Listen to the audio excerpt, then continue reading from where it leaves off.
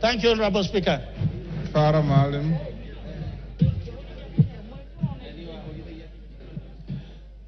Mr. Speaker, I want to weigh on this motion. Mr. Speaker, we are not trying to reinvent the wheel again. We have had Deputy President, before that we have had Vice Presidents. One, Andrei Gromyko of Russia, was one time asked why he has remained as the Deputy President for so long. And somebody else said, to be a Deputy President, you have to have the capacity to sit on a block of ice with your pants down and make a green. A Deputy President is no more than a personal assistant to the President. And that's how it's provided for in all constitutions, all over. I haven't seen one in which certain executive authority is given to the Deputy President. In the US, if you remember very well, when John F. Kennedy was the President, there was a brother of John F. Kennedy who was Attorney General, was called Bobby Kennedy. Bobby Kennedy literally did not think Lyndon B. Johnson was anything. But Lyndon B. Johnson kept tight, watched his cool, and later on he became the President of the US. In our own country, Mr. Speaker, can you protect me from our friends? In our own country here, I know many of you are not my age, you are younger than me, but a good number of you are also either my age or slightly older. When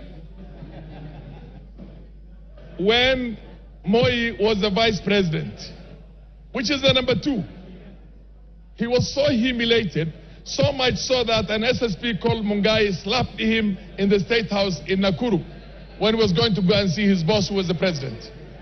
He did not complain publicly, he did not complain privately, he just went about his business.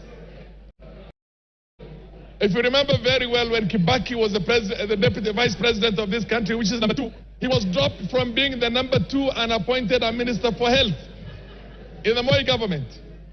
He went to the President, thanked him for giving him the opportunity to be his vice for 11 years. Mr. Speaker, can you protect the House? It's too much sound.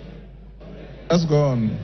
He thanked him for giving him an opportunity to serve as his assistant or as the Vice President for 11 years and took up his job as the Minister for Health with a gusto and did a fantastic job as one of the best health ministers we've had in this country. Mr. Speaker, many people have been Deputy Presidents or Vice Presidents or number 2 in the executive here. I am glad I have been vindicated because about a year ago, I had said that Rigathi Gachagua is the worst number 2 in the history of this country. And I'm sure now I'm being vindicated. Order. Order, members. Order, member. Is that Masara? Yes. Maintain your silence.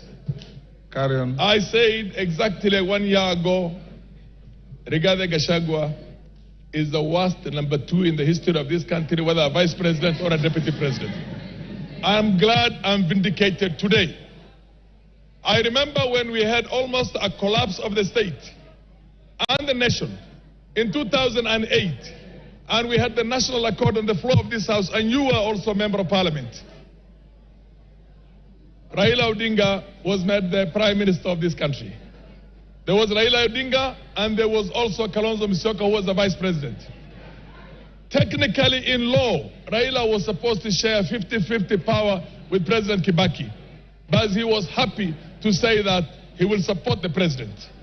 And he supported the President until the term was over. I mean, that is what it's supposed to be. Here is somebody who literally, when this country is on the brink of certain serious problems, goes to Mombasa, and many of us believe that he was part of the so-called whatever, the riots that were there and the goons that attacked Parliament. And then he creates a parallel press conference in Mombasa in which he castigates the policies of his own boss, including castigating people whose authority is driven by the appointment by the President and passed by this Parliament, passed by this House. Mr. Speaker, this man is bad for this country. There is need, this man is a heartbeat away from the President.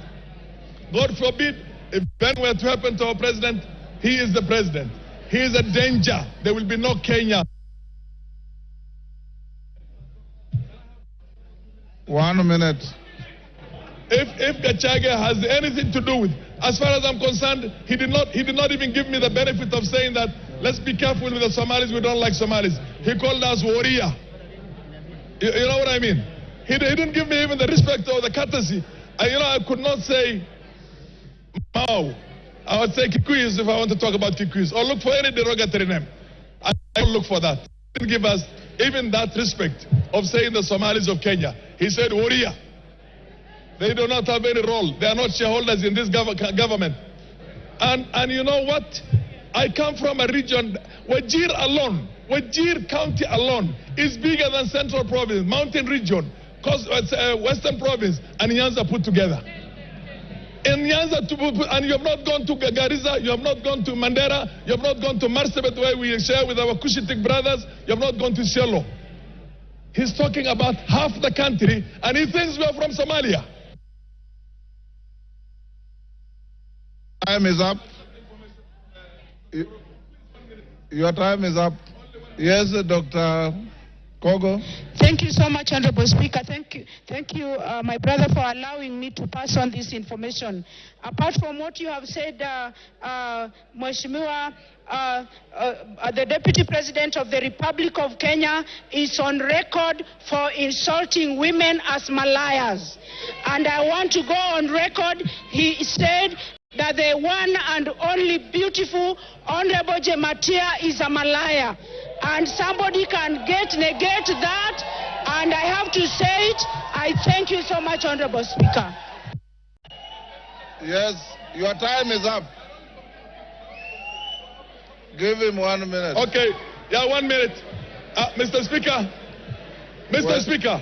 Yes. This country belongs to us all. This country belongs to all of us.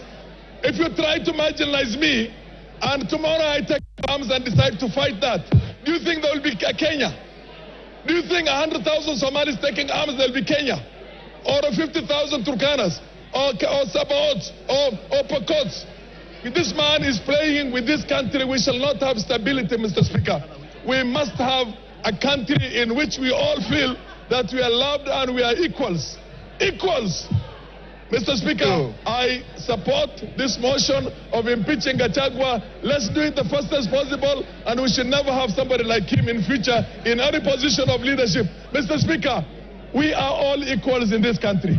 There's nobody who's more equal. We fought for independence.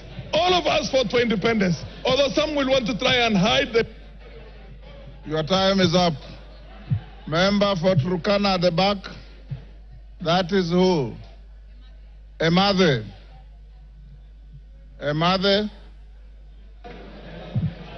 Thank you, Honorable